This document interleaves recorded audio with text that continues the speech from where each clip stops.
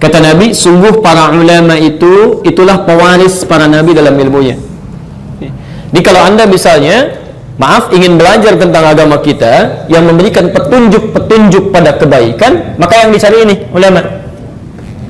Sifatnya beda-beda. Setelah Nabi meninggal, ulamanya sahabat. Setelah sahabat meninggal, ulamanya tabi'in. Ya, setelah tabi'in meninggal, ulamanya tabi'ut tabi'in. Sekarang pun di setiap masa pasti ada ulamanya. Ya, mesti ada sumber yang benar. Ya, disebut dengan isnad. Di antara bentuk hidayah, Anda belajar, kan? Di antara bentuk hidayah. Jadi kalau Allah sudah ingin berikan hidayah pada seseorang, ada di antara mereka yang dilembutkan oleh Allah untuk belajar. Jelas di sini? Baik, jadi kalau Anda sudah ada keinginan untuk belajar, itu adalah tanda kebaikan dari Allah. Nanti kita turunkan hadisnya. Ya. Tapi tidak cukup dengan belajar saja, karena Anda mesti belajar dengan jalur yang benar. Jadi kalau cuma numpang rame aja, terus ikut-ikutan belajar misalnya kan, tapi dari sumber yang tidak tepat, itu belum tanda kebaikan juga. Itu bukan hidayah namanya. Awas, itu bukan hidayah ya. Karena tidak sedikit nanti orang-orang yang semangat untuk ngaji, tapi mungkin cuma rame saja, isinya tidak ada. Kadang-kadang banyak tawa dan macam-macamnya, gitu kan?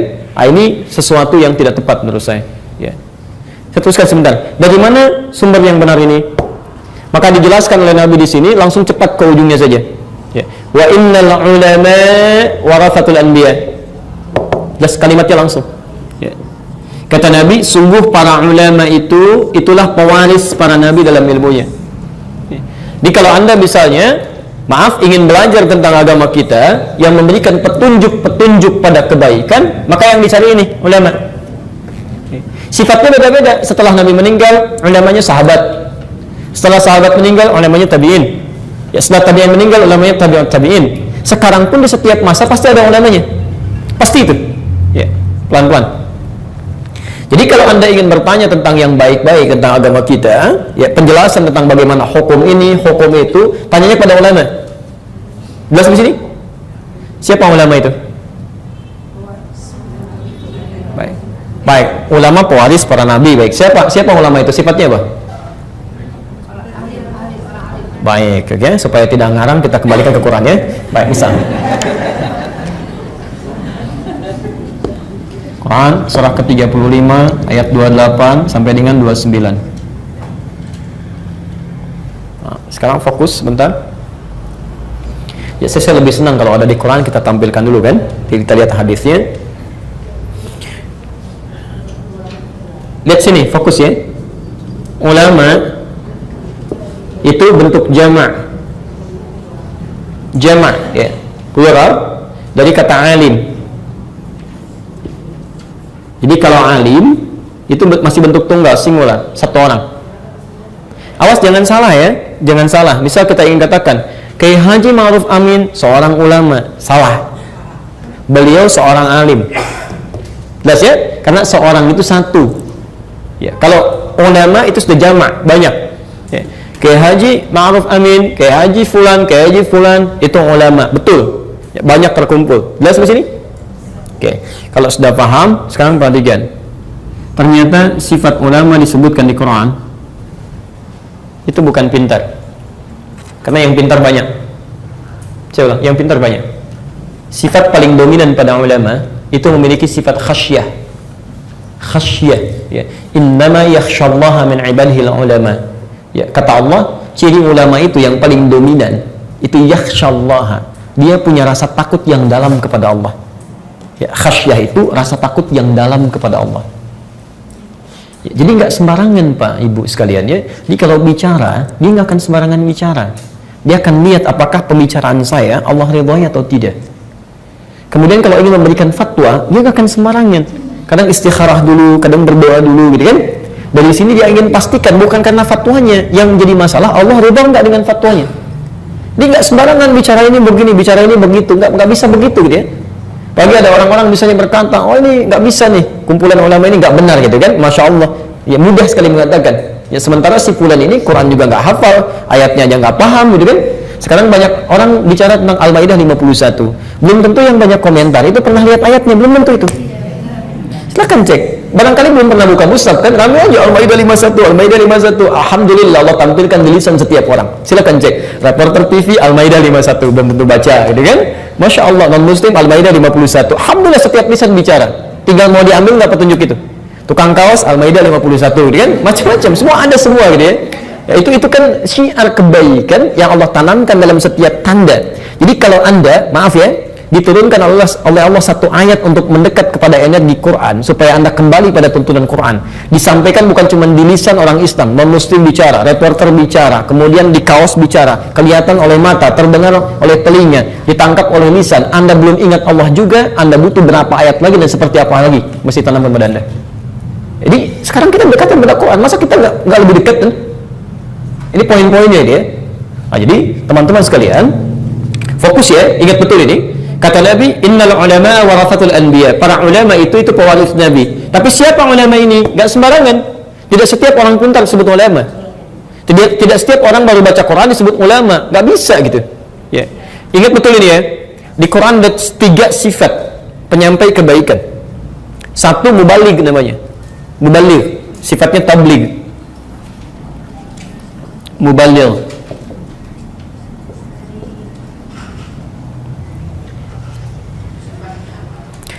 Sifatnya disebut tabligh, ya, tabligh, ya.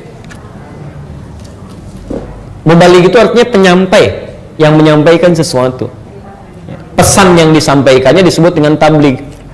Ya. Misal, Anda sepulang belajar dari sini, kemudian menyampaikan pesan-pesan ini kepada keluarga atau teman-teman terkait, maka seketika Anda menjadi mubaligh, penyampai pesan. Dan tidak harus pakai peci dulu, pakai jorban, tidak usah ya. Yang Anda sampaikan itu sudah mubaligh otomatis. Kecuali ada nuansa yang lain gitu kan. Saya mau jadi mubaligh dulu misalnya kan, pakai tidak. Anda kembali sampaikan, Anda share di Facebook, Anda mubaligh gitu kan. Baik, jelas ya? Jadi kecuali dalam konteks tertentu. Yang kedua, Anda sudah mengajak orang. Jadi kalau mubaligh cuma menyampaikan, ya, nggak tentu ngajak. Ya, saya tadi belajar ini yang saya pelajari. Anda sampaikan pada orang misalnya, itu tabligh. Tapi kalau Anda sudah mengajak, yuk ke masjid, kan? Ayo kita begini, ayo kita begitu, ajakan pada kebaikan, maka berubah menjadi da'i namanya.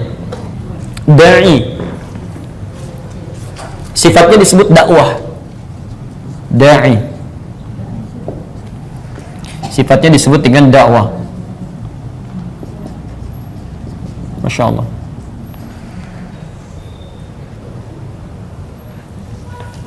Sudah? Da'i sifatnya disebut dengan dakwah. Nah, mubaligh beda dengan da'i. Ya. Kalau mubaligh tidak disyaratkan dia memiliki ilmu khusus untuk menguasai materi yang disampaikan. Yang penting dia share pada orang, itu sudah tabligh. Jelas ya? Dan dia mendapatkan pahala kebaikan dari situ. Ya. Hadis Muslim misalnya, nomor hadis 1893. Man dalla ala khairin falahu ajruhu mithla ajri fa'ilihi min ghairi an yanqusa min ajri syai'. Siapa yang menunjukkan pada satu kebaikan kemudian diamalkan oleh orang lain, maka penunjuk ini mendapatkan pahala serupa dengan yang mengamalkan tanpa dikurangi sedikit pun. Masya Allah ya. Anda punya misalnya gambaran sekarang belajar tentang keutamaan sholat 5 waktu. Anda share misalnya di Facebook kan? Lalu ada orang lihat status Anda atau share Anda, lalu dia amalkan, dia jaga itu. Setiap dia menjaga amalannya, Anda mendapatkan pahalanya. Tidak cukup dengan amin, praktekkan dulu gitu ya. Kalau cuma amin-amin saya nggak akan dapat ya. Jadi Anda tuliskan dulu. Ini aneh ya. Kalau Anda bisa berbuat yang baik-baik, kenapa menulis yang tidak bermanfaat itu? Ya Anda bisa tuliskan yang baik-baik. Waktu sholat sekarang kan, Anda cuma nyampaikan aja. Sekitaran Kelapa Gading gitu kan, subuh jam sekian, zuhur jam sekian, sampai isya jam sekian. Teman Anda begitu melihat, oh ya saya belum sholat ya, dia sholat. Itu begitu dia sholat, Anda mendapatkan pahalanya tanpa dikurangi sedikit pun. Ya. Jadi kalau Anda bisa menulis yang baik, ngapain nulis yang nggak bermanfaat? Mendung, mendung, kirim aja kan? Ngapain kita kerjaan? Kita manfaatnya gitu kan? Time, ya. Apalagi nulis-nulis yang tidak benar kan? Ya, Anda lihat teman agak beda sedikit, jalannya nggak nyapa, Anda tuliskan. Kenapa sih harus curhat pada orang yang tidak ada urusannya dengan Anda? Kalau Anda punya masalah dengan orang tertentu, langsung pada orangnya. Anda lewat di sini, teman lewat, tidak nyapa Anda bisa tegur, assalamualaikum, kok buru-buru, gitu kan? Bisa sapa aja, daripada prasangka yang tidak baik. Anda tulis, nggak nyangka dia seperti itu. Anda sedang nyangka. Nggak nyangka ya, Anda sedang nyangka gitu. Ya. Jadi buang sesuatu yang nggak bermanfaat, selesaikan dengan baik ya. Jelas di sini? Baik, jadi teman-teman sekalian, yang pertama itu mubalik, kedua dai itu mulai ngajak. Kalau ngajak itu minimal punya ilmu dakwah.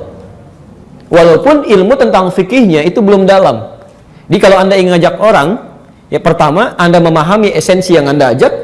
Misal Anda ajak orang ke masjid gitu kan? Maka yang pertama Anda lakukan, Anda harus tahu kemuliaan tentang masjid dulu. Seperti apa gambarannya? Minimal di situ saja dulu. Lalu Anda belajar cara mengajak orang lain supaya diterima dengan nyaman, diajak dengan santun, dan dia senang menunaikan ibadahnya. Maka turunlah di situ Quran surah ke-16 ayat 125. Ya. Ini nggak sembarangan. Anda pengen ngajak orang tapi nggak tahu caranya. Lebih baik diam dulu gitu. Ya. Ud'u ila sabili rabbika bil hikmah. Ya.